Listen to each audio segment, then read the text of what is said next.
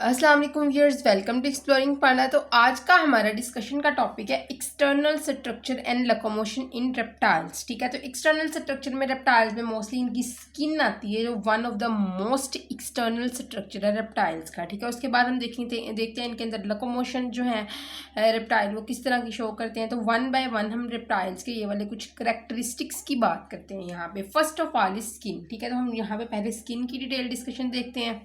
तो सबसे पहले क्या है स्किन। ठीक है ना, स्किन के बाद वर्टिब्रा, रिब्स वगैरह इस टॉपिक में हम ये सारे डिस्कस करेंगे। ठीक है ना, फर्स्ट ऑफ ऑल स्किन, तो हम स्किन की यहाँ पे डिटेल डिस्कशन थोड़ी सी देखते हैं। क्लियर।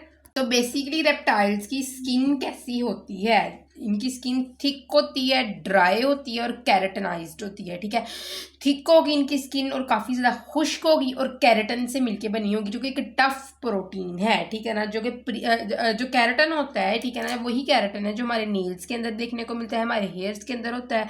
ठीक है ना, हमारे नाखून बनाएगा, हमारे बाल बनाएगा, वही कैरेटन है ये। ठीक है ना, तो ये इनकी स्किन इसी कैरेटन से मिलके बनी होती है। और ये कैरेटन का काम क्या है कि ये वाटर लॉस से बचाता है, क्योंकि ये वाटर के साथ मिक्स नहीं होने देता खुद को। ठीक है ना, वाटर को जो है परमिबिलिटी नहीं प्रोवाइड करता गुजरने के लिए, जिसकी वजह से ये बॉडी से वाटर लॉस को, एवेपोरेशन को बचाता है, मिनिमाइज करता है। ठीक है ना, तो basically their skin is thick, dry, keratinized and this thick, dry and keratinized skin prevent water loss. ठीक है, वाटर लॉस से जो है वो रेप्टाइल्स को बचाती है। क्लियर। अच्छा, बेसिकली दूसरा पॉइंट है कि there skin is water proof. ठीक है ना, मतलब कि ये इनकी स्किन जो होती है इम्परमिएबल है वाटर के हिसाब से। ठीक है ना, वाटर से इम्परमिएबल है, क्योंकि इनकी स्किन जो है ये मिलके बनी है किससे, बीटा कैरोटीन प्रोटीन से। बीटा कैरोटीन प्रोटीन जो है ये बॉडी से जो है वो पानी की इवेपोरेशन को मिनिमाइज करता है, कम करता है, ऑलमोस्ट रोक देता है, जिसकी वजह से ये डेजिकेशन मतलब खुश्क होने से बॉडी को बचाते हैं। It will reduce desiccation of the body को ये खुश्क होने से बचाएंगे। क्लियर। अच्छा, उसके बाद वो थर्ड पॉइंट की बात करता है स्किन के, वो है स्केल। ठीक है ना, तो इनके स्किन के ऊपर स्केल्स होते हैं, जिस तरह की हमने देखा था क्रोकोडाइल्स में। ठीक है ना, जिसको हम उन स्केल्स को जो क्रोकोडाइल्स के अंदर देखने को मिलते हैं उनको कहा जाता है डर्मल स्क्यूट्स, SCUTES, क्यूट्स। ठीक है ना, तो इनकी स्किन जो क्रोकोडाइल हो गया, ठीक है, टर्टल्स वगैरह हो गया, तो इनकी स्किन जो है ये कंसिस्ट करती है उन स्केल्स के ऊपर जिनको डर्मल स्क्यूट्स कहते हैं, जो इनकी बॉडी को किसी भी किस्म की डेजिकेशन से बचाती है। ठीक है ना, एवेपोरेशन के रेट को कम करती है। ठीक है ना, क्लियर। ये तो केस था क्रोकोडाइल्स का या फिर टर्टल्स वगैरह का, लेकिन उसके अलावा सेकंड केस है कि इनकी जो स्नेक वगैरह है उनकी बेली के ऊपर भी कुछ स्केल्स देखने को मिलते हैं। लिजर्ड्स होगी, स्नेक्स हो गए, ठीक है, इनकी बेली के ऊपर कुछ एपिडर्मल स्केल्स देखने को मिलते हैं। तो ये बेली के ऊपर जो स्नेक्स होते हैं ये फ्रिक्शन से बचाते हैं बॉडी को। ठीक है, और बॉडी को ग्रिप करवाते हैं सरफेस के साथ। ठीक है ना, हम देखते हैं ये वाला पॉइंट थोड़ा मैं आपके सामने डिस्कस करूँ, how it will provide friction as well as gripping. ठीक है। अच्छा, बेसिकली होता क्या है कि जो स्केल्स होते हैं ना ये काफ़ी ब्रॉड और रिक्टेंगुलर स्ट्रक्चर होता है। ठीक है ना, बॉडी की नीचे वाली साइड, बॉडी के वेंट्रल साइड, वो जगह जो ज़मीन के साथ घिस रही होती है, ठीक है ना, वहाँ पे ये स्केल्स होते हैं। ठीक है ना, इस तरह के रिक्टेंगुलर स्केल्स होंगे बॉडी के नीचे वाली साइड पे। ठीक है, तो अब काम क्या है इन स्केल्स का, ये स्केल वाइड होते हैं और इन्होंने जैसे जैसे स्नेक आगे की तरफ मूव करता है ना, ये सरफेस को ग्रिप करके रखते हैं। ठीक है ना, जिसकी वजह से फ्रिक्शन बढ़ जाती है, रगड़ जो होती है सरफेस के साथ वो बढ़ जाती है। ठीक है, इन स्केल्स की वजह से जब फ्रिक्शन बढ़ेगी तो ये स्लिप होने से बचेंगे। जिस तरह के आपको पता है कि जो स्नेक्स होते हैं बड़ी आसानी से जो है दीवारों के साथ साथ इस तरह मूव कर लेते हैं, दरख्तों पे चढ़ जाते हैं। ठीक है ना, तो वो फ्रिक्शन ही होती है जो इनको मूव करवा रही होती है, अदरवाइज ये स्लिप हो जाए वहाँ से और नीचे गिर जाए और ये आगे ना चल सके। इवन कि ये ग्राउंड के ऊपर भी स्लिप होते रहे। ठीक है ना, ग्राउंड के ऊपर भी ये आगे ना बढ़ सकें। तो इन जो बेली के ऊपर जो स्केल्स होते हैं इनकी वजह से ही इनको ग्रिप मिलती है सरफेस के साथ, और इस ग्रिप की वजह से फ्रिक्शन बढ़ती है सरफेस में के साथ, और फ्रिक्शन जब बढ़ेगी तो इनको आगे के आगे जो है वो मूवमेंट प्रोवाइड की जाएगी। क्लियर। तो बहुत से केस में क्या होता है कि जो स्केल्स होते हैं, वेंट्रल स्केल्स होते हैं, ये एंकर पॉइंट के तौर पर एक्ट करती हैं, ठीक है ना। जो इनकी एजेस होती हैं इन स्केल्स की, ठीक है ना, तो ये क्या करती हैं, ये एंकर पॉइंट के तौर पर एक्ट करती हैं, ठीक है ना। स्नेक क्या करता है, स्नेक ना इनको एंकर करवाता है सरफस के साथ। देखो इनको एंकर करवाया सरफस के साथ, जिस सरफस पे वो खड़ा है, ठीक है। उसके बाद क्या किया इन्होंने, इसको पुश करवाया ग्राउंड के पीछे की तरफ, ठीक है ना, पीछे की तरफ पुश करवाया, जिसकी से बॉडी आगे की तरफ मूव करती है। जिस तरह कि हम जमीन को पीछे की तरफ धकेलते हैं और खुद आगे की तरफ मूव करते हैं, इसी तरह ही ये जोर लगाते हैं, ये कॉनिकल स्केल्स पीछे की तरफ सरफेस पे जोर लगाते हैं और बॉडी आगे की तरफ जो है वो मूव होती है, ठीक है। इस तरह इनके अंदर स्केल्स जो है, इनकी स्किन के स्केल्स इनको मूवमेंट करवाने में हेल्प करते हैं, मूवमेंट में हेल्प करते हैं। क्लियर, ठीक है ना। और इन स्केल्स को इतना फिर्म कौन बना रहा है, जो कि ये एंकर भी करवा रहे हैं, बॉडी को आगे को पुश भी करवा रहे हैं। तो क्या होता है बेसिकली, इन स्केल्स के साथ फिर्मली कनेक्टेड होती हैं रिब्स एंड मसल्स, ठीक है। तो रिब्स की एंडिंग जो होगी वो इन स्केल के साथ फिर्मली कनेक्टेड होती है कार्टिलेज वगैरह के साथ, ठीक है ना। क्लियर, तो जिसकी वजह से इनको इतनी जो है मजबूती मिलती है कि बॉडी को आगे को पुश कर सके, सरफेस के ऊपर एंकर करके वहाँ पे जोर लगा के बॉडी को आगे की तरफ पुश कर सकें, ठीक है। क्लियर, ठीक है। तो यहाँ तक हमने स्केल्स की भी बात कर ली। तो बेसिकली जो ये बेली स्केल्स होते हैं, ये इनको मूव करवाते हैं, ठीक है ना। लिम्स के बगैर स्नेक बहुत तेज़ी से मूव करते, देखा ना इसकी स्पीड कितनी तेज़ होती है। इवन कि इनके पास लिम्स नहीं होती, तो इनके अंदर ये इवोल्यूशनरी अडाप्टेशन है ये स्केल्स, ठीक है, ताकि लिम्बलेस लाइफस्टाइल के हिसाब से जिया जा सके, ठीक है ना। उस हिसाब से इनके अंदर ये अडाप्टेशन आ गई है इन स्केल्स की, ठीक है। क्लियर लगी यहाँ समझ लो। हम बात करते हैं इनके अंदर ग्लैंड की। तो ग्लैंड्स कौन कौन से देखने को मिलते हैं रेप्टाइल्स के अंदर। तो रेप्टिलियन जो स्किन्स होती है ना, उसके अंदर बहुत कम ग्लैंड्स होते हैं, ठीक है। इनकी स्किन काफ़ी ड्राई होती है, काफ़ी स्केली होती है, मॉइस्चर वाली स्किन नहीं होती है, ठीक है। तो इन ग्लैंड्स में कौन कौन से ग्लैंड्स होते हैं, femoral gland, scent gland, cloacal gland. अगर हम बात करें फीमोरल ग्लैंड की, ठीक है ना, तो फीमोरल ग्लैंड जो होता है ना, ये कहाँ पे होते हैं, ये जो थाइज, मेल की थाइज होती है ना, उनकी अंदर की तरफ होते हैं, ठीक है ना। और यहाँ पे एक स्मॉल पोर के थ्रू इनकी सिक्रिएशन बाहर निकलती है, उसको कहा जाता है फीमोरल पोर, ठीक है ना। और इस फीमोरल पोर से एक वैक्सी फेरोमोन रिच सब्सटेंस जो है वो सिक्रिएट करवाया जाता है, ठीक है ना।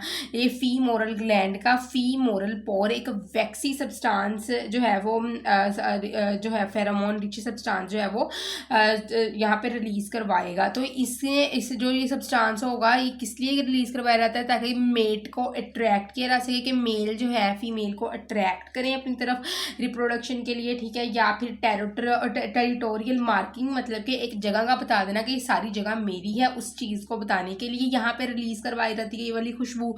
या फिर स्पीशीज रिकग्निशन के, अपनी स्पीशी को रिकॉग्नाइज करने में, ठीक है ना, कि इस स्पीशी का रेप्टाइल है, उसकी रिकग्निशन के लिए ये जो है वो सब्सटेंस यहाँ पे वैक्सी सब्सटेंस फीमोरल पोर के थ्रू रिलीज करवाया जाता है। क्लियर। अच्छा, सेकंड ग्लैंड है यहाँ पे सेंट ग्लैंड, ठीक है। तो सेंट ग्लैंड कहाँ पे होता है, क्लोका और लोअर जा में, ठीक है ना। क्लोका और लोअर जा में ये सेंट ग्लैंड होता है, इसका ठीक है। तो इसका काम क्या है, इसने कम्युनिकेशन के लिए ये सेंट ग्लैंड की सिक्रिएशन करवाई जाती है, ठीक है। उसके बाद इस ये टेरिटरी मार्किंग के लिए, मतलब कि अपनी जगह पे काबज होने के बाद बताना कि ये सारी जगह मेरी है दूसरे रेप्टाइल्स को, तो इसलिए टेरिटोरियल मार्किंग के लिए इसको रिलीज करवाया जाता है। और डिफेंसिव सिक्रिएशन, ठीक है ना, किसी भी प्रीडेटर के खिलाफ डिफेंस जो है वो डिफेंसिव सिक्रिएशन ये होती है, ठीक है ना। ऐसी सब्सटेंस रिलीज करवा देना जिसकी वजह से प्रीडेटर को रोका जा सके, दूर भगाया जा सके, तो वो भी जो है वो सेंट ग्लैंड के जरिए सिक्रिएशन करवाई जाती है, ठीक है। क्लियर। अच्छा, उसके बाद हम बात करते हैं क्लोकल ग्लैंड की। क्लोकल ग्लैंड कहाँ पे होते हैं, क्लोकल ओपनिंग के पास होता है, दोनों सेक्सेस मेल और फीमेल की क्लोकल ओपनिंग के पास ये क्लोकल ग्लैंड होते हैं, ठीक है। तो क्लोकल ग्लैंड का काम क्या है, इन्होंने रिप्रोडक्शन में हेल्प करवानी होती है कि और डिफेंसिव ऑर्डर होता है किसी भी प्रीडेटर को दूर भगाने के लिए। तो रिप्रोडक्शन में किस तरह हेल्प करते हैं, ये पोटेंशियल मेट को अट्रैक्ट करने के लिए ये क्लोकल ग्लैंड की सिक्रिएशन को यूज़ किया जाता है, ठीक है ना। या फिर क्या होता है कि जब भी मेल में सेक्सुअल मैच्योरिटी आएगी तो वो इस क्लोकल ग्लैंड से सिक्रिएशन प्रोड्यूस कर देगा, इस बात की सिग्नलिंग करने के लिए कि मैं सेक्सुअली मैच्योर हो चुका हूँ। और फीमेल भी यही करेगी, सेक्सुअल मैच्योरिटी के बाद इस क्लोकल ग्लैंड की सिक्रिएशन जो है वो रिलीज करेगी दूसरे मेट को बताने के लिए कि वो सेक्सुअली मैच्योर है, अब रिप्रोडक्शन के काबिल है। क्लियर। बेसिकली इनकी स्किन के अंदर इतने खास वो वाले ग्लैंड नहीं है, लेकिन ग्लैंड्स को जस्ट कम्युनिकेशन के लिए, टेरिटोरियल मार्किंग के लिए, या फिर डिफेंस के लिए, और या फिर मेट को अट्रैक्ट करने के लिए यूज किया जाता है, ठीक है ना। और इनके अंदर किसी भी किस्म के स्वेट और म्यूकस ग्लैंड एब्सेंट होते हैं। Lack, sweat and mucus gland, ठीक है। तो इनके अंदर स्वेट और म्यूकस ग्लैंड नहीं होते हैं। रेप्टाइल्स के अंदर किसी भी किस्म के स्वेट ग्लैंड नहीं होंगे, किसी भी किस्म के म्यूकस ग्लैंड नहीं होंगे, ठीक है ना। जैसे एम्फीबियंस के अंदर भरे पड़े हैं स्वेट और म्यूकस ग्लैंड, ठीक है ना। तो जिसकी वजह से इनकी स्किन क्या होती है, काफ़ी ड्राई होती है, वाटर रेजिस्टेंस होती है, जिसकी वजह से इनकी स्किन जो है वो बहुत ज़्यादा मिकदार में पानी को कंजर्व कर सकती है, ठीक है ना। अनलाइक एम्फीबियन की स्किन बेचारी बिल्कुल ही एक छाननी की तरह है, जिसमें से पानी फौरी तौर पर ज़्यादा से ज़्यादा एवेपोरेट होता रहता है, ठीक है ना। थिन लेयर होती है, ठीक है। क्लियर। अब हम बात करते हैं लेयर्स ऑफ स्किन की। अच्छा, ठीक है। अब वो लेयर ऑफ स्किन के अंदर हम ना जो है यहाँ पे इसके एपिडर्मस और डर्मस की बात करते हैं। तो क्लियरली रेप्टाइल्स की जो स्किन होती है ना, ये दो डिस्टिंक्ट लेयर से मिलके बनी होती है। एक है outer layer that is epidermis, एक है inner layer that is dermis, ठीक है। तो अगर हम बात करें एपिडर्मस की, एपिडर्मस आउटर मोस्ट लेयर है स्किन की, ये कैरेटिनाइज्ड होती है, ठीक है ना। मतलब कि इसके ऊपर एक टफ प्रोटीन की कवरिंग होती है, ठीक है, दैट इज कैरेटन, ठीक है। जो स्किन को क्या बनाती है, ड्राई बनाती है, रेजिस्टेंट बनाती है, ठीक है। इट इज कैरेटनाइज्ड, ठीक है। और ये कैरेटन स्किन को ड्राई बनाती है और रेजिस्टेंट बनाती है टू वाटर।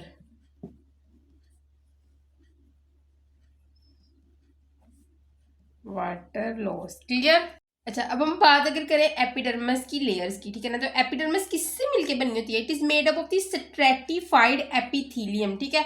तो ये सीवरल लेयर्स होती हैं फ्लैट सेल्स की। स्ट्रैटिफाइड एपिथेलियम क्या है, सीवरल लेयर्स हैं फ्लैट सेल्स की, ठीक है। स्ट्रैटिफाइड एपिथेलियम से एपिडर्मस मिलके बनी होती है। क्लियर। तो ये अगर हम बात करें स्ट्रैटिफाइड एपिथेलियम की, तो ये काफ़ी ज़्यादा फ्लैट सेल्स आपस में मिलके ये एपिथेलियम बनाते हैं, ठीक है। बेसिकली कौन कौन सी लेयर होती हैं, एक है स्ट्रैटम बेसेले, मैं आपको ये पहले भी बता चुकी हूँ। स्ट्रैटम बेसेले होते हैं एपिडर्मस की लेयर। दूसरी लेयर है एपिडर्मस की स्ट्रैटम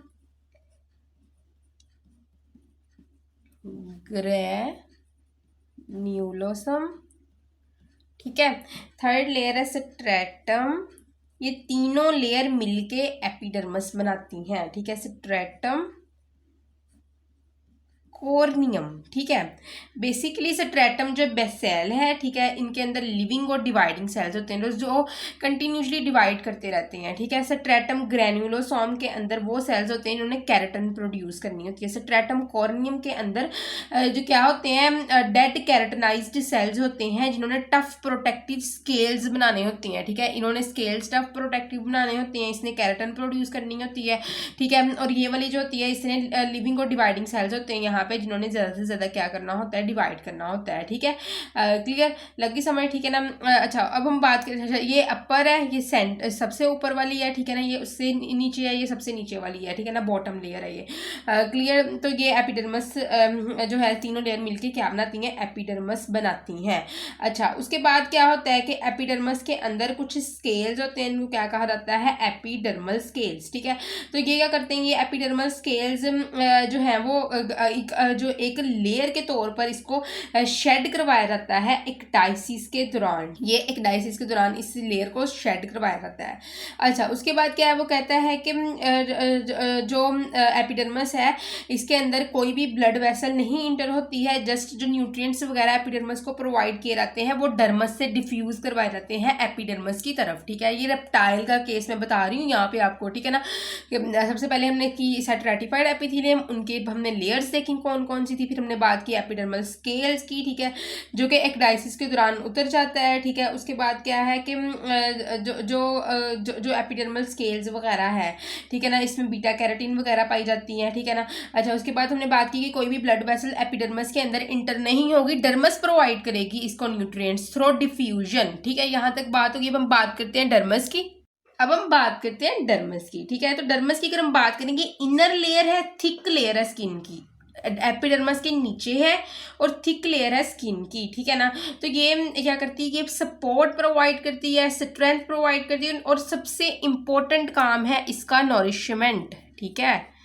इसने नरिशमेंट प्रोवाइड करनी ही करनी है, ठीक है, नरिशमेंट ये प्रोवाइड करेगी। तो ये मिलके बनी होती है कनेक्टिव टिश्यू से, ठीक है ना। अच्छा, उसके बाद हम बात करते हैं कि इनके अंदर कौन कौन सी चीज़ें होती हैं इस डर्मस के अंदर। ब्लड वेसल्स होंगे, नर्व्स होंगे, ठीक है ना। उसके अलावा इसके अंदर पिगमेंटेड सेल्स होंगे, क्रोमेटोफोर, ठीक है, जो कलरेशन के लिए होते हैं, ठीक है ना। तो ये वाले ब्लड वेसल्स वही होंगे जो इनको न्यूट्रिएंट्स वगैरह सप्लाई करेंगे, ठीक है ना। नर्व्स होंगे जो इनको जो है वो जो सिग्नल्स वगैरह प्रोवाइड करेंगे। क्रोमेटोफोर है फॉर कलरेशन पर्पस, ठीक है ना। कलरेशन पर्पस के लिए इनके अंदर क्या कौन सी चीज़ें होंगी, क्रोमेटोफोर्स होते हैं, ठीक है। क्लियर। अच्छा, इनके अंदर जो चीज़ें करवाई जाती हैं, पिगमेंटेड सेल्स जो इनके अंदर प्रोसेस करवाते हैं, वो है क्रिप्टिक कलरेशन, मिमिक्री, अपोस्मेटिक कलरेशन। ये बड़ी इंपॉर्टेंट बात है जो मैंने आपको यहाँ पे बताई है, ठीक है। Cryptic coloration, mimicry and aposematic coloration, ठीक है ना। ये प्रोसेस किस तरह करवाए जाते हैं, ये करवाए जाते हैं थ्रू पिगमेंटेड सेल्स, ठीक है। पिगमेंटेड सेल्स यहाँ पे प्रोड्यूस करते हैं। अच्छा, अगर हम बात करें ना क्रिप्टिक कलरेशन की, तो ये एक ऐसा कैमोफ्लेज है जिसके अंदर रेप्टाइल को अलाउ किया जाता है कि वो अपनी बॉडी को बैक साइड इन्वायरमेंट के साथ ब्लेंड कर दे, ठीक है। ब्लेंड इस तरह करे कि कोई भी किस्म का प्रीडेटर इसको देख ना सके, इवन के इसका प्री भी इसको देख ना सके, और ये जल्दी से उसके ऊपर हमला कर दे और प्रीडेटर से भी बच जाए इस प्रोसेस के जरिए, ठीक है। क्लियर। तो इसके अंदर क्या कौन सी होती हैं, जिस तरह के हमारे पास लीफ टेल जैकोज है, लीफ क्या कि बैक साइड इन्वायरमेंट के साथ खुद को ब्लेंड कर लेना, टेल जैकोज, ठीक है। तो जो ये लीफ टेल्ड जैकोज है, इन्होंने क्या करना होता है, इनका बॉडी कलर और पैटर्न एक डेड लीफ की तरह या फिर ट्री की बार्क की तरह होता है। तो ये इस तरह डेड लीफ और ये ट्री की बार्क के ऊपर आराम से छुप जाते हैं, ठीक है ना, कि प्री और प्रीडेटर दोनों को ही नहीं पता चलता कि ये लीफ की बार्क है या फिर जैकोज है, ठीक है। और वक्त आने पर अगर तो प्रीडेटर है तो ये प्रीडेटर के जाने के बाद भाग जाते हैं, और अगर प्री है तो फौरी तौर पर उसके करीब आने के साथ ही उस पर हमला कर देते हैं, ठीक है। अच्छा, सेकेंड है मिमिक्री। मिमिक्री एक ऐसा प्रोसेस है, एक हार्मलेस रेप्टाइल जिसको कॉपी करते हैं, ठीक है ना। तो ये क्या होता है कि ये प्रीडेटर को डिसीव करने के लिए कि रेप्टाइल जो है वो डेंजरस है, लेकिन वो डेंजरस नहीं होता है, वो जस्ट किसी डेंजरस की कॉपी करता है। जिस तरह के एक नॉन वीनोमस स्केल है, स्नेक है, सॉरी, नॉन वीनोमस स्केल जिसका नाम है स्कारलेट किंग स्नेक, ठीक है, king snake, scarlet king snake, जो कि एक नॉन वीनोमस स्नेक है। इसने मिमिक्री करनी है किसकी, कोरल स्नेक की, ठीक है। ये मिमिक करता है किसको, कोरल स्नेक को, जो कि वीनोमस स्नेक है। अगर ये इसको मिमिक ना करे ना तो कोई भी प्रीडेटर इसको आसानी से खा के तो दुम दबा के भाग जाए, ठीक है ना, इसको खा लेगा, ठीक है ना। लेकिन ये क्या करता है, ये इसकी मिमिक्री करता है वीनोमस स्नेक की, जहरीले स्नेक की, और ये बताता है कि मैं भी जहरीला ही हूँ, हालांकि ये जहरीला नहीं है। मिमिक्री इसको बचा लेती है इस प्रीडेटर से, ठीक है। तो ये तो मिमिक्री का प्रोसेस है। उसके बाद है अपोस्मेटिक कलरेशन। अपोस्मेटिक कलरेशन क्या होता है कि इसको यूज किया जाता है ब्राइट बोल्ड कलर्स को इस्तेमाल करके किसी भी प्रेडेटर को वार्न करने के लिए कि रेप्टाइल टॉक्सिक है, वीनोमस है, डेंजरस है। ये काफ़ी बोल्ड कलर का यूज़ करते हैं, काफ़ी जो है वो वार्निंग के लिए, ठीक है। क्लियर। तो ये क्या करते हैं, ये क्लियर वार्निंग होती है कि मुझे मत खाओ कि मैं डेंजरस हूँ, ठीक है। क्लियर वार्निंग की जाती है जिसकी वजह से ये किसी भी किस्म के प्रीडेटरी अटैक से बच जाते हैं। तो इसमें क्या होता है, कोरल स्नेक ही इसकी बेस्ट एग्जाम्पल है अपोस्मेटिक कलरेशन की। कोरल स्नेक काफ़ी जो है वो ब्राइट होते हैं, ब्राइट रेड, येलो या फिर ब्लैक बैंड्स होते हैं, जिसकी वजह से इनका जो वीनोमस नेचर होता है वो दूर से ही पता चल जाता है, ठीक है। और कोई प्रीडेटर जो है वो जल्दी जल्दी क्या करेगा, वो इसको जल्दी जल्दी अवॉइड कर देगा, ठीक है ना, खुद भी भाग जाएगा कहीं मुझे ही ना काट ले, ठीक है। कोरल स्नेक के केस की ये बात है। हालांकि ये वीनोमस भी होते हैं, ठीक है ना, लेकिन ये लेकिन मिमिक्री के केस में क्या होते हैं कि नॉन वीनोमस कोरल की तरह नजर आते हैं। और क्रिप्टिक के केस में क्या होता है, बैक साइड एनवायरनमेंट के साथ ये जेकोस खुद को ब्लेंड कर लेती हैं किसी भी किस्म के प्रीडेटर से बचने के लिए और अपने प्री को पकड़ने के लिए, ठीक है ना, धोखा देने के लिए उसको। क्लियर की समझ। अब हम नेक्स्ट बात करते हैं इसी को कंटिन्यू रखते हुए। अब हम बात करते हैं रेप्टाइल्स के अंदर एक्डाइसिस फिनोमिना की। तो एक्डाइसिस फिनोमिना क्या है? रेप्टाइल्स जो है ना, ये अपनी ओल्ड स्किन को शेड करते रहते हैं। Reptiles shed their old skin to allow for growth, renewal and the parasite removal, ठीक है। तो ये प्रोसेस जिसके जरिए रेप्टाइल जो है अपनी ओल्ड स्किन को शेड करते हैं, इसको एक्डाइसिस का प्रोसेस कहा जाता है। क्लियर। तो किस लिए ये एक्डाइसिस करवाई जाती है? ग्रोथ के लिए करवाते हैं, स्किन रिन्यूअल के लिए करवाते हैं और पैरासाइट रिमूवल के लिए करवाते हैं। क्लियर। हमने देखा था कि एपिडर्मिस की सबसे ऊपर वाली लेयर कौन सी होती है? डेड केराटिन सेल से मिलके बनी होती है, ठीक है ना।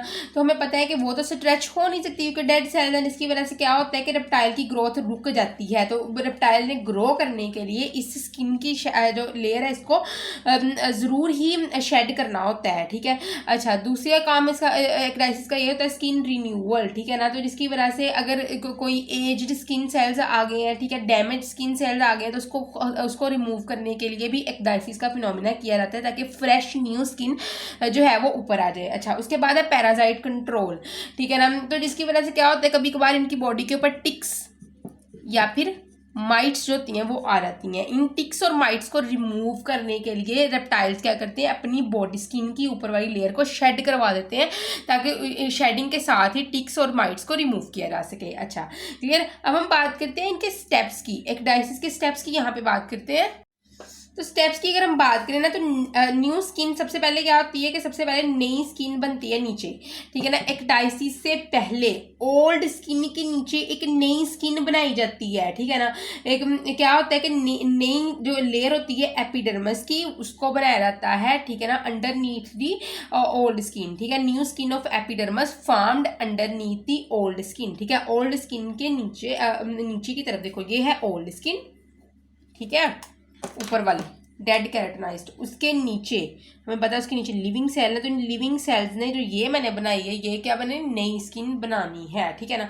अच्छा, तो उसके बाद क्या करना है, जो ब्लड सप्लाई होती है ना स्किन को, पुरानी स्किन को, ठीक है ना, ब्लड सप्लाई जो होती है वो रोक दी जाती है, ठीक है ना। ये एपिडर्मिस को ब्लड सप्लाई रोक दी जाती है, ठीक है। क्लियर।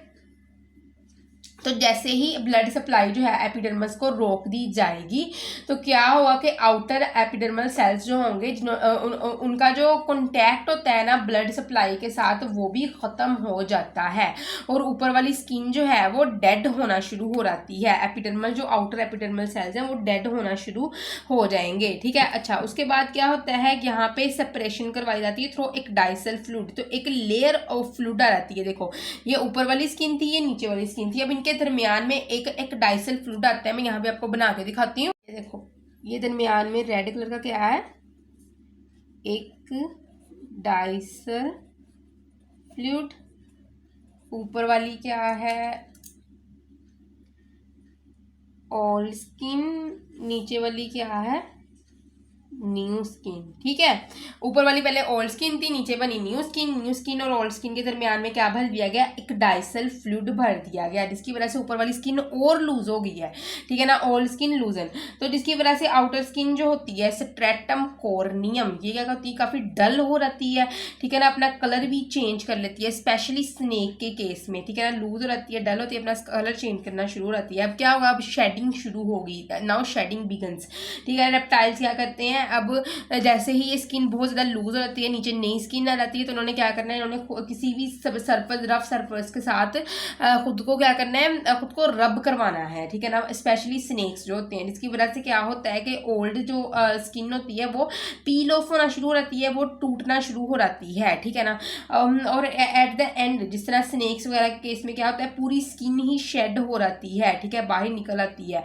और लिजर्ड्स में क्या होता है, जब इन्होंने अपनी स्किन निकालनी होती है बाहर, तो ये क्या करते हैं, ये पैचेस की फॉर्म में निकालते हैं और स्नेक पूरी की पूरी स्किन ही अपनी पील ऑफ करवा देते हैं। जिस तरह आप मास्क पील ऑफ करवाते हो ना मुंह से, इस तरह ये अपनी पूरी की पूरी स्किन ही पील ऑफ करवा देते हैं। ठीक है, क्लियर। एक्डाइसिस होता है ना, एक्डाइसिस का फिनोमेना शुरू होता है हेड रीजन से मोस्टली, ठीक है, और ये हेड रीजन से होता होता टेल की तरफ आएगा। ठीक है ना, क्लियर। तो अब हम बात करते हैं कि अगर हम पील ऑफ की अगर हम बात करें तो एपिडर्मल लेयर जो होती है या तो एक पीस में ही आ जाएगी नीचे की तरफ, ठीक है ना, come on in only one piece. तो ये केस है किसका, स्नेक्स का। जैसे मैंने बात की, जिस तरह आप मुंह से मास्क उतारते हो ना, ठीक है ना, पील ऑफ करवाते हो, इस तरह ये पील ऑफ करवा देते हैं। ठीक है ना, स्नेक्स। या फिर एपिडर्मल लेयर छोटे छोटे पैचेस की फॉर्म में नीचे की तरफ आएगी। ठीक है ना, पैचेस की फॉर्म में बहुत ज़्यादा पीसीस की फॉर्म में नीचे की तरफ आएगी। ठीक है ना, तो ये केस मोस्टली होता है लिजर्ड का। ठीक है, लिजर्ड के अंदर ये केस देखने को मिलता है। ठीक है ना, कुछ बुक्स में ये लिजर्ड का भी वन पीस में ही लिखा हुआ है, लेकिन मोस्टली अगर आप सर्च आउट करके करो ना तो कम ऑफ मैनी पीसीज वाला लिजर्ड का केस होता है कि पैचेस की फॉर्म में स्किन इनकी उतरती है। ठीक है, ये मास्क आपका बड़ा ही कोई जो है ख़तरनाक किस्म का है। ठीक है, तो आप बड़ी मुश्किल से पैचेस की फॉर्म में उतारते हो ना, ठीक है ना, तो वही केस है लिजर्ड का कि बहुत पैचेस की फॉर्म में उतारती है। ठीक है ना, अपनी स्किन को जो है पैचेस की फॉर्म में करेगी। ठीक है, और कभी कभार क्या होता है, लिजर्ड क्या होती है, अपनी जो स्किन को, शेड स्किन को खा भी लेती है, खुद ही खा लेती है। क्लियर, लगी समझ। तो उसके बाद हम बात करते हैं सपोर्ट और मूवमेंट की, मतलब कि यहाँ पे इनके लोकोमोशन वाला टॉपिक यहाँ पे स्टार्ट हो गया है। ठीक है, अगर हम बात करें ना इनकी सपोर्ट और मूवमेंट की, तो उसके अंदर सबसे पहले आता है इनका स्केलेटल सिस्टम। ठीक है, स्केलेटल सिस्टम होगा। ठीक है, स्केलेटल सिस्टम के साथ इनकी vertebrae, ribs, pelvic girdle, autotomy की कंडीशन एक अलग बात है, लेकिन वो भी यही आ जाता है कि इनके जो है वो कॉर्डल वर्टिब्रा के अंदर ही ये केस आ जाता है। ठीक है ना, इसीलिए हम इसको इसमें पढ़ते हैं। तो सपोर्ट और मूवमेंट को यहाँ पे देखते हैं। ठीक है ना, तो सबसे पहले वो कहता है कि स्केलेटन की अगर हम बात करें, ठीक है ना, स्केलेटन से हम स्टार्ट करेंगे ऑटोटॉमी तक। तो हम अभी आपको जो है वो बहुत अच्छे से ये सारा डिस्क्राइब करूंगी। अच्छा, तो अगर हम स्केलेटन की बात करें ना इनके रेप्टाइल्स की, तो रेप्टाइल्स का जो स्केलेटन होता है ना, ये इनहेरिटेड होता है एम्फीबियन से। ठीक है ना, तो इनके स्केलेटन के अंदर काफ़ी ज़्यादा मॉडिफिकेशन होती है। इनका स्केलेटन जो होता है रेप्टाइल्स का, वो बहुत ज़्यादा ओसीफाइड होता है। ओसीफाइड का मतलब कि बड़ा सख्त हो गया होता है। ठीक है ना, बहुत ज़्यादा सख्त होता है, जैसे ए बोन। ठीक है ना, तो अगर हम बात करें ना तो ये सख्त स्केलेटन इनको बहुत ज़्यादा सपोर्ट प्रोवाइड करता है। This skeleton is highly ossified and this skeleton will provide great support to the reptiles. ठीक है, तो फर्स्ट ऑफ ऑल स्कल। ठीक है ना, हम यहाँ पे स्कल की यहाँ पे बात करते हैं। इनका जो स्कल होता है ना रेप्टाइल्स का, ये काफी लंबा होता है एज कम्पेयर टू एम्फीबियन। ठीक है ना, आपने देखा नहीं है कि इनके स्कल कोई तो स्नाउट लाइक स्ट्रक्चर भी होता है, जिस तरह के आपने देखा था इनके अंदर ये क्रोकोडाइल्स वगैरह। ठीक है, अदरवाइज इनका सबका ही स्कल जो होता है, लिजर्ड्स वगैरह अगर आप देख लो ना, तो ये रेप्टाइल्स के मुकाबले में लंबा स्कल, सॉरी एम्फीबियंस के मुकाबले में रेप्टाइल्स का लंबा स्कल होता है। ठीक है, तो इनके स्कल में ना एक हिस्सा होता है जिसको कहते हैं सेकेंडरी पैलेट। ठीक है, सेकेंडरी पैलेट होता है। तो सेकेंडरी पैलेट एक बोनी स्ट्रक्चर है जो nasal cavity, you can see here this is a bony structure. ठीक है ना, जो क्या करता है, जो ये सेकेंडरी पैलेट सेपरेट करेगा किसको, नेजल कैविटी को। ओरल जो है वो ये वाला होता है सेकेंडरी, जो अगर सेकेंडरी पैसेजवे, तो ऊपर है नेजल पैसेजवे। ठीक है ना, और ये नीचे है माउथ, ओरल कैविटी ये नीचे वाली है। तो ये क्या करेगा, सेकेंडरी पैलेट ने ऊपर वाले नेजल पैसेजवे को सेपरेट करना है फ्रॉम दी ओरल कैविटी, यानी कि माउथ जहाँ पे खुराक जाती है।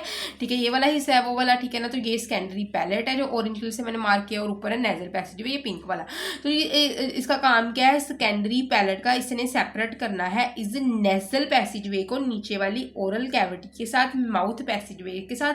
ठीक है ना, इसको सेपरेट करना है। क्यों करना है सेपरेट, ठीक है ना, ताकि सेपरेट किया रहे, ताकि फूड और एयर जो पैसेजवे दोनों अलहदा अलहदा हो जाए।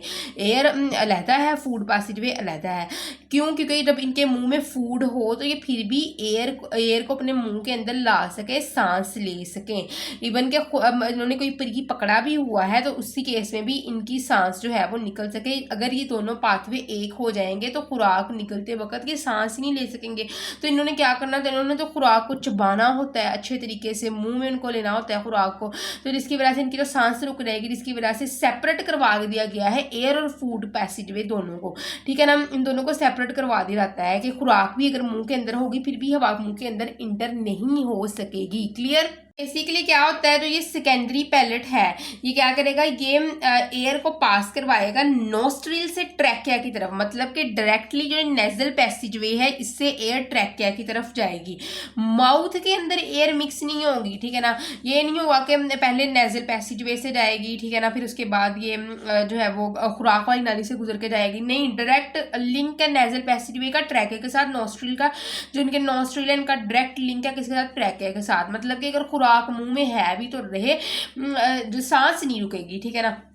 मोस्टली इनका काम क्या है कि ये पूरे के पूरा जो है वो प्री को निगल लेते हैं, तो निगलते टाइम तो गले में तो जब वो फूड आती है तो अगर गला जो है एक ही होगा, एयर और खुराक के लिए एक ही गला यूज किया जाएगा, तो जिसकी वजह से क्या होगा, एयर गले में से नहीं गुजर सकेगी, लंग्स तक नहीं पहुंच सकेगी, तो फौरन की डेथ हो सकती है, जिसकी वजह से दोनों पाथवे को अलहदा करवा दिया गया है, एयर के और खुराक के, ताकि जो है वो आसानी से ये सांस ले सकें। इवन के खुराक जो है वो इनके मुंह में है, इनके गले तक भी पहुंच गई है, क्योंकि इनका बहुत से, जिस तरह के हमारे पास बहुत से रेप्टाइल्स ऐसे हैं जो पूरे का पूरा प्री जो है वो निगल लेते हैं, ठीक है ना, उनके फिर गले में भी तो वो होता होगा ना, तो जिसकी वजह से अगर ये एक ही ओपनिंग होती तो जिसकी वजह से क्या होता है कि इनकी डेथ का भी चांसेस हो जाने थे, ठीक है, क्लियर। तो secondary palate lets air passes from nostril directly to the trachea, ठीक है, without mixing with the food in the mouth, so can hold prey in mouth and still breathe, ठीक है, मुंह में प्री लेने के बाद भी ये क्या करेंगे, ये स्टिल सांस ले सकेंगे, ठीक है।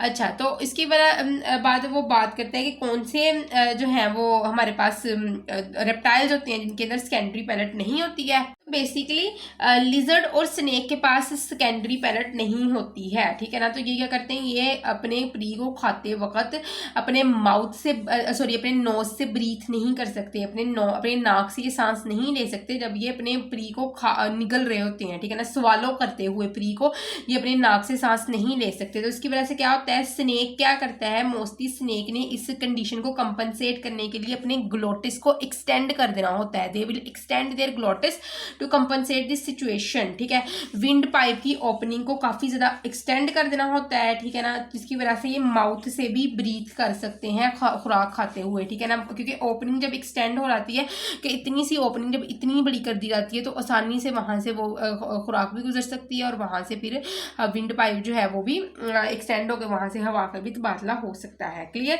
अब हम बात करते हैं यहाँ पे सर्विकल वर्टिब्रा की। तो सर्विकल वर्टिब्रा बेसिकली क्या है, ये ऐसी बोन होती है जो रेप्टाइल्स की नेक में पाई जाती है, ठीक है ना, तो ये फर्स्ट जो वर्टिब्रल कॉलम का जो पहला सेक्शन है ना वो सर्विकल वर्टिब्रा ने बनाना होता है, और ये स्कल रेप्टाइल्स का जो स्कल होता है और थोरेसिक वर्टिब्रा, ठीक है ना, यानी कि चेस्ट रीजन, ठीक है, चेस्ट रीजन और स्कल के दरमियान में ये सर्विकल वर्टिब्रा देखने को मिलती है।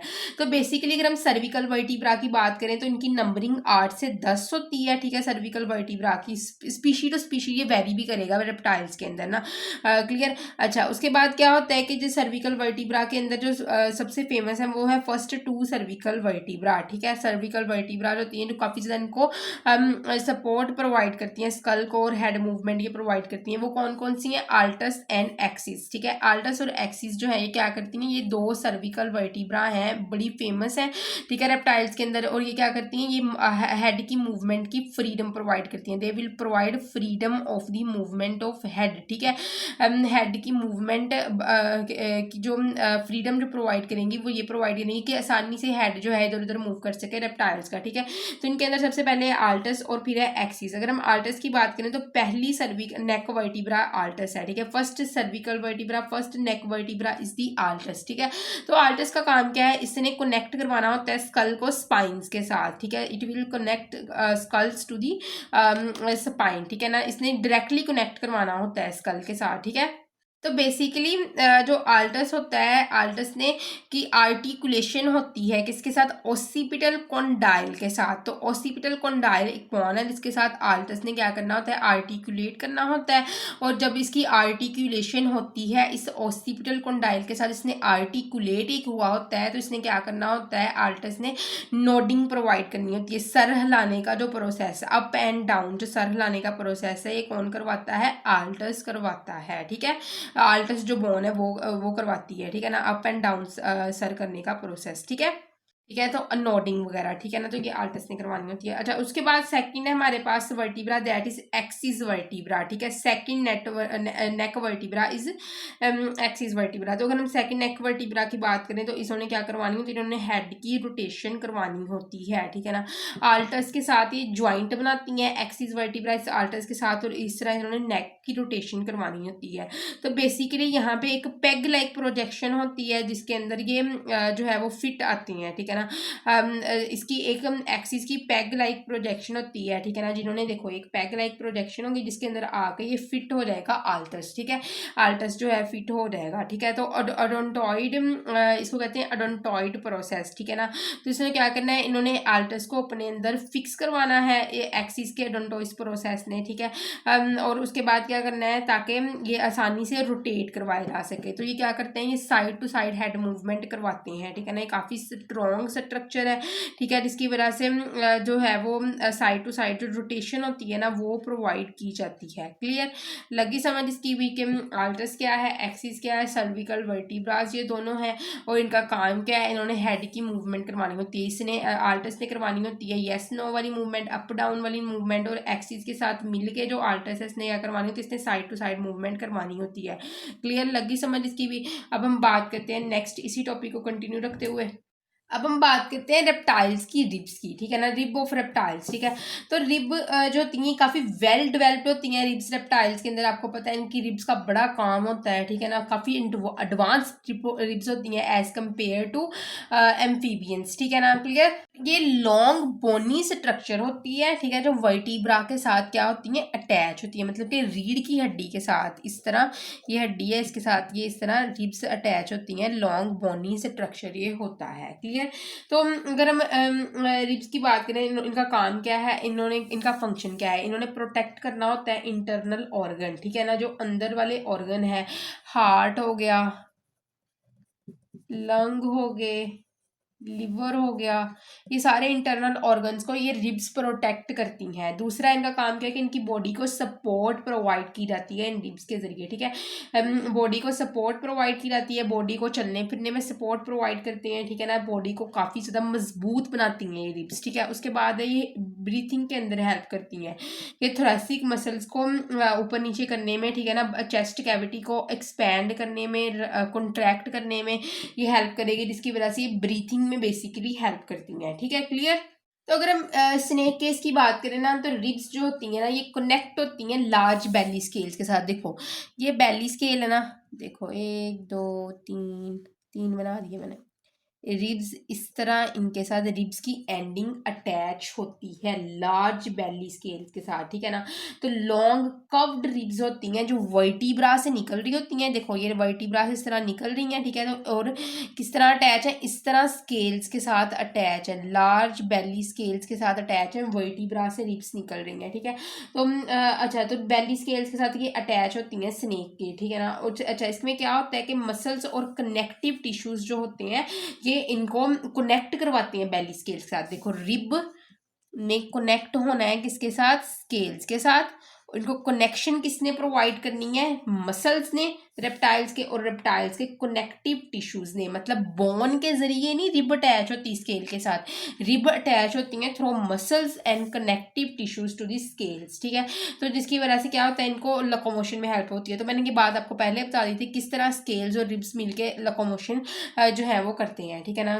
किस तरह जो है वो स्केल जो है बॉडी को पीछे की तरफ धकेलता है, फिर इसकी वजह से एक्शन एंड रिएक्शन फिनोमिना के मुताबिक, ठीक है ना, थर्ड लॉ ऑफ मोशन के मुताबिक जैसे ही वो बॉडी को पीछे की तरफ धकेलता है तो स्नेक की बॉडी जो जमीन को ये पीछे की तरफ धकेलता है तो स्नेक की बॉडी आगे की तरफ जाती है, ठीक है। कहते हैं कोबरा के रिब केस की, तो रिब्स जो होती हैं ये कोबरा के केस में क्या होती हैं कि जो कोबरा होगा इनकी रिब्स जो होती हैं ये जो नेक रीजन के करीब जो होती हैं काफ़ी लॉन्ग होती हैं और काफ़ी ज़्यादा फ्लेक्सिबल होती हैं दूसरे स्नेक के मुकाबले में, ठीक है। तो रिब जो होती हैं ना ये इनके अंदर कोबरा के केस में क्या होती हैं, ये ब्रेस्ट बोन यानी कि स्टर्नम के साथ डायरेक्टली अटैच नहीं होती हैं, ये बाहर की तरफ फ्रीली होती हैं, फ्रीली जो होती हैं वो फ्री हुई होती हैं, ठीक है ना। अदरवाइज जो स्टर्नम दूसरे स्नेक्स के अंदर ना स्टर्नम के साथ अटैच होती हैं, लेकिन कोबराज के अंदर इस तरह नहीं होता, ये फ्री इस तरह रिब्स छोड़ी होती हैं, जिसकी वजह से कोबरा जो होता है ना, जब आपने देखा ना वो अपनी जो फ्लेयर जो होता है वो अग्रेशन मूड में अपना फ्लेयर जो है वो दिखाता है, तो वो इन रिब्स की वजह से, जब ये रिब्स जो कि फ्री है तो ये आप जो जब उसको गुस्सा आता है तो वो इन रिब्स को, इन फ्री रिब्स को क्या करता है, फैला लेता है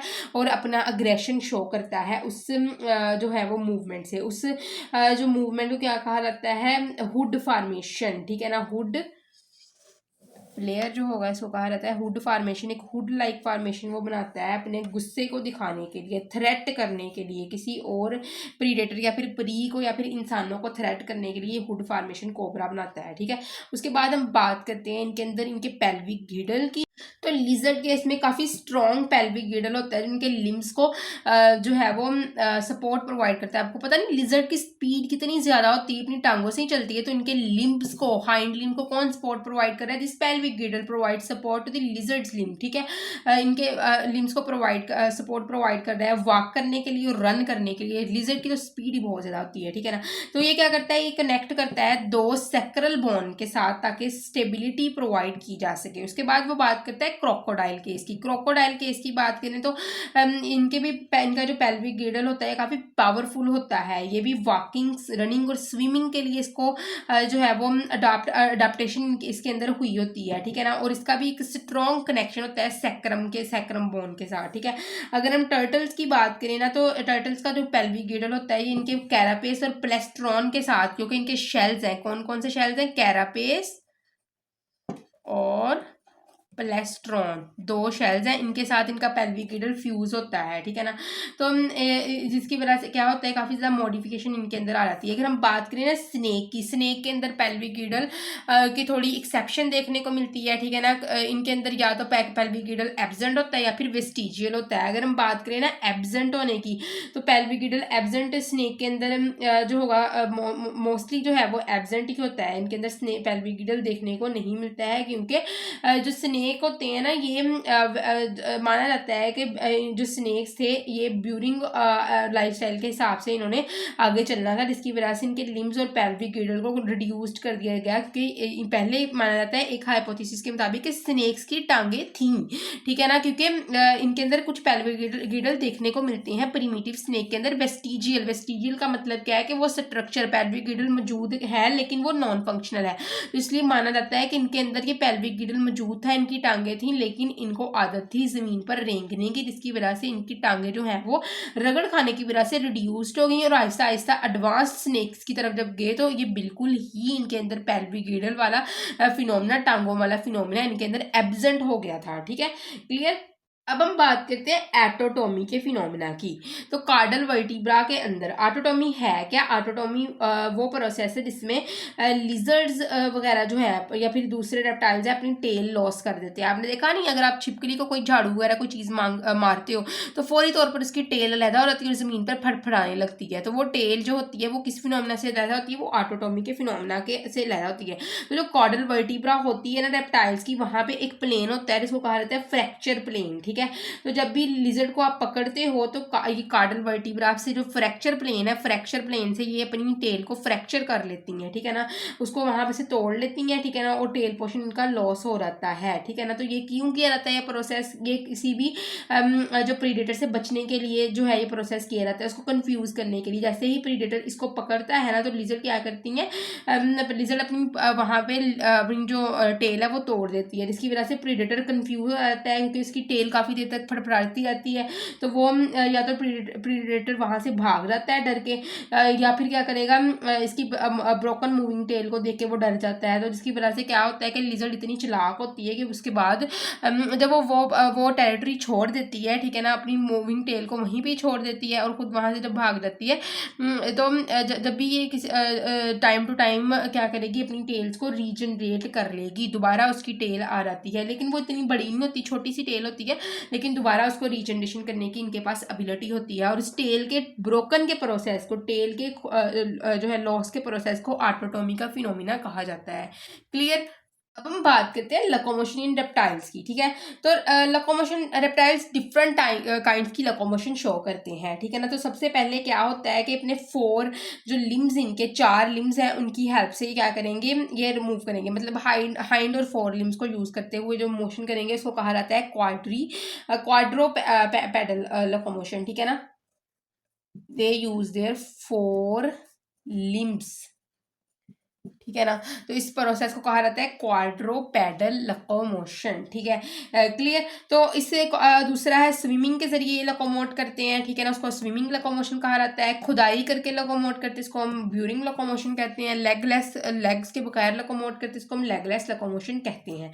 तो अगर हम क्वाड्रोपेडल लोकोमोशन की बात करें तो लिम्स ना साइड टू साइड एक्सटेंड की होती हैं, ठीक है ना। चारों लिम्स इस तरह, देखो ये दरमियान में बॉडी है, ये जो टेल की तरफ है वो कौन सी होती है, हाइंड लिम्ब, जो मुंह की तरफ है वो कौन सी है, फोर लिम्ब। तो इस तरह ये एक्सटेंड की हुई है 4 जो लिम्स है, ठीक है ना, साइड वेज, मतलब साइड टू साइड इसको एक्सटेंड किया होता है। तो मूवमेंट जो होती है ना, ये बॉडी की बेंडिंग की वजह से साइड टू साइड होगी, ठीक है ना। हर स्टेप में बॉडी बेंड करेगी साइड टू साइड, उसकी वजह से ये मूवमेंट प्रोवाइड की जाती है, ठीक है। अच्छा, उसके बाद वो कहते हैं कि इनकी टेल को ना यूज किया जाता है, जो क्वाड्रूपेडल लोकोमोशन करते हैं रेप्टाइल्स, इनकी टेल को यूज किया जाता है बैलेंस के लिए, ठीक है ना, ताकि बॉडी बैलेंस रह सके, इधर को ना गिर जाए उधर को ना गिर जाए, बॉडी बैलेंस रह सके, ठीक है। उसके बाद वो कहता है कि इनके मसल्स और लिम्ब बोन्स होते हैं काफी स्ट्रॉन्ग होते हैं, ऑफकोर्स स्ट्रॉन्ग होने चाहिए। लिम्ब्स ने तो इनकी बॉडी के पूरे वेट को कैरी किया होता है, जिसकी वजह से इनके मसल्स और लिम्ब बोन्स काफी ज्यादा स्ट्रॉन्ग होते हैं। तो इनके अंदर बेस्ट एग्जांपल है वो है लिजर्ड्स की, ठीक है ना। लिजर्ड्स जो होते हैं ना, ये लिम्स और जो है वो बॉडी की स्विंगिंग के जरिए जो है वो लोकोमोट करती है एक जगह से दूसरी जगह की तरफ। दूसरा है स्विमिंग लोकोमोशन, ठीक है। स्विमिंग लोकोमोशन पानी में लोकोमोशन जो होती है, तो मोस्टली ये टर्टल्स, क्रोकोडाइल वगैरह शो करते हैं, ठीक है ना। बेसिकली होता क्या है कि ये ना अपने लिम्स को पैडल और फ्लिपर के तौर पर यूज करते हैं। मैंने आपको पहले बताया था कि जो इनकी उंगलियां होती हैं उनके दरमियान में क्या होती है, स्किन होती है, ठीक है ना, स्किन होगी इनकी उंगलियों के दरमियान में, ठीक है ना। तो ये स्किन जो होती है फिन्स की तरह एक्ट कर रही होती है, मतलब जो इनके लिम्स, इनके जो टॉज होते हैं, सॉरी लिम्स के जो टॉज होंगे वो किस तरह एक्ट कर रहे होंगे, जो हमारे पास फिन्स होते हैं ना फिशेस की, उस तरह एक्ट कर रहे होते हैं। तो ये फिन्स की तरह ऑफ कोर्स एक्ट करेंगे, तो फिन्स की तरह वर्क भी तो कर रहे होंगे, एक पैडल की तरह, एक फ्लिपर की तरह वर्क करेंगे और इनको पानी में छपछपाने में, थपथपाने में हेल्प करेंगे, ठीक है। उसके बाद इनका ये अपनी अपनी टेल्स को भी यूज करती हैं, ठीक है ना, powerful straw, side to side stroke के लिए, ठीक है, पानी को इधर उधर करने के लिए। अच्छा, उसके बाद वो कहता है कि फ्रंट लिम्ब को यूज करते हैं एक फ्लिपर के तौर पर स्विमिंग के लिए भी, जो बात मैंने की थी आपके साथ, ठीक है। क्लियर। अच्छा, उसके बाद इसके अंदर जो बेस्ट एग्जांपल है वो देखने को मिलती है सी टर्टल की, ठीक है ना, जो अपने विंग लाइक 4 लिम्स के जरिए क्या करते हैं, इधर उधर मूव कर सकते हैं, ठीक है ना, इधर उधर मूव कर सकते हैं अपने 4 लिम्स के जरिए, जो कि विंग लाइक हैं, जो कि फिन्स लाइक हैं, ठीक है। क्लियर। उसके बाद थर्ड है फ्यूसोरियल कह दिया मूवमेंट, जो फसोरियल ही होता है, ये ब्यूरिंग मूवमेंट या इसको फसोरियल मूवमेंट कहा जाता है, क्योंकि ये फसोरियल लिजर्ड्स के से वो इसको नाम दे रहा है फसोरियल मूवमेंट की। तो यूज़ करते हैं अपने हेड और बॉडी को, ताकि बॉडी सॉइल के थ्रू पुश किया जा सके, मतलब कि उन्होंने खुदाई करनी है ना, तो ये सॉइल है, ठीक है, ये अपने हेड से फोर्स लगाएंगे सॉइल के ऊपर और इस गीली मिट्टी के ऊपर, ताकि इसके अंदर घुस जाए, ठीक है। तो use their head and body to push through the soil. तो स्किन और मसल्स जो होते हैं ना कॉन्ट्रैक्ट रिलैक्स करते रहते हैं, मतलब कि देखो इनके मसल्स कॉन्ट्रैक्ट करेंगे तो बॉडी आगे की तरफ पुश होगी सॉइल से, ठीक है ना, अपने हेड को उसके ऊपर रखेंगे सॉइल के ऊपर और फिर मसल्स को रिलैक्स कर देंगे, नॉर्मल पोजीशन पे आ जाएगी, फिर दोबारा कॉन्ट्रैक्ट करेंगे तो सॉइल के अंदर घुस जाएंगे, ठीक है, फिर रिलैक्स करेंगे तो ठीक है, फिर कॉन्ट्रैक्ट रिलैक्स, इस तरह रिदमिक मैनर में कॉन्ट्रैक्ट रिलैक्स करके ये अपनी स्किन और मसल्स को सॉइल के अंदर घुसा देते हैं। इसके अंदर बेस्ट एग्जांपल है वार्म लिजर्ड की, ठीक है, क्लियर। अच्छा, उसके बाद हम बात करते हैं लेगलेस लोकोमोशन में। लेगलेस लोकोमोशन क्या होता है, इसमें मसल्स, रिब्स और बेली तीनों को यूज किया जाता है, बेली स्केल्स को, ताकि मूवमेंट करवाई जा सके, ठीक है ना। जिस तरह के स्नेक वगैरह में वो अपने स्केल, रिब्स और मसल्स को यूज करते हैं स्नेक्स, ठीक है, और किसी भी जगह पे चलते फिरते हैं, दीवारों पर चढ़ते हैं। तो मैंने बेली स्केल और रिब्स वाला तो फिनोमिना स्टार्टिंग में ही बता दी था कि किस तरह इसको यूज करते हुए स्नेक जो है अपनी लोकोमोशन करते हैं, ठीक है, क्लियर। तो होप सो कि आपको जो है ये लोकोमोशन का फिनोमिना, स्केलेटन का फिनोमिना, स्किन का फिनोमिना इसकी समझ लगी होगी, लेकिन किसी भी किस्म कंफ्यूजन है तो कमेंट सेक्शन पूछ सकते हैं। थैंक यू सो मच, अल्लाह हाफिज़।